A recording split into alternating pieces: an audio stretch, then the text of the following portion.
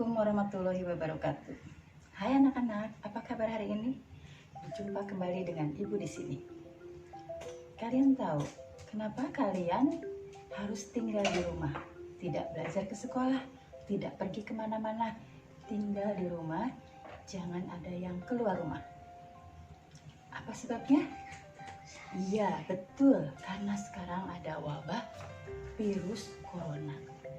Agar kalian lebih paham, Ibu di sini akan menjelaskan istilah yang berkaitan dengan coronavirus atau COVID-19. Yang pertama, ODP, yaitu orang dalam pemantauan. Orang dengan status ODP biasanya tidak perlu dirawat di rumah sakit, akan tetapi diminta untuk isolasi secara mandiri di rumah selama 14 hari sampai kondisinya membaik. Yang kedua, PDP atau pasien dalam pengawasan. PDP akan menjalani proses observasi melalui proses cek laboratorium sehingga hasilnya nanti akan diketahui.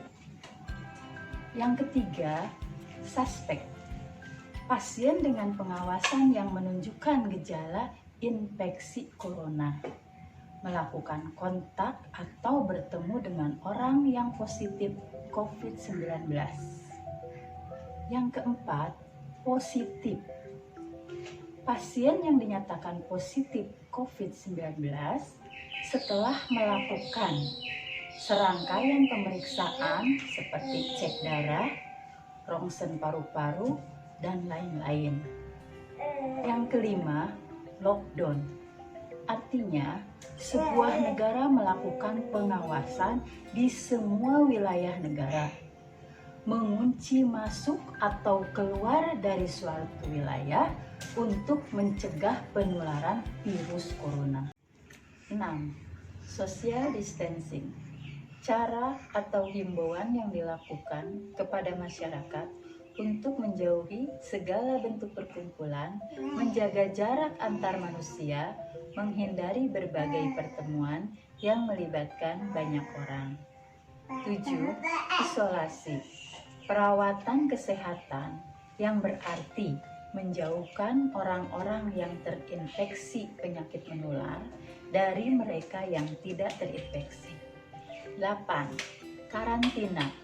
Untuk pasien yang telah diyakini terpapar penyakit menular seperti COVID-19 tetapi tidak bergejala. 9. Work from home atau WFH. Bekerja dari rumah atau belajar dari rumah. 10. Imported case. Kasus virus corona yang menimpa seseorang yang baru kembali dari luar negeri. 11. Local transmission.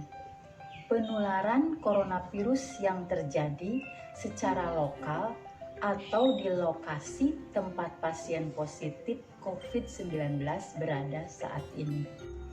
Ke-12. Wabah. Peningkatan secara mendadak suatu penyakit di suatu tempat tertentu. 13. Epidemi.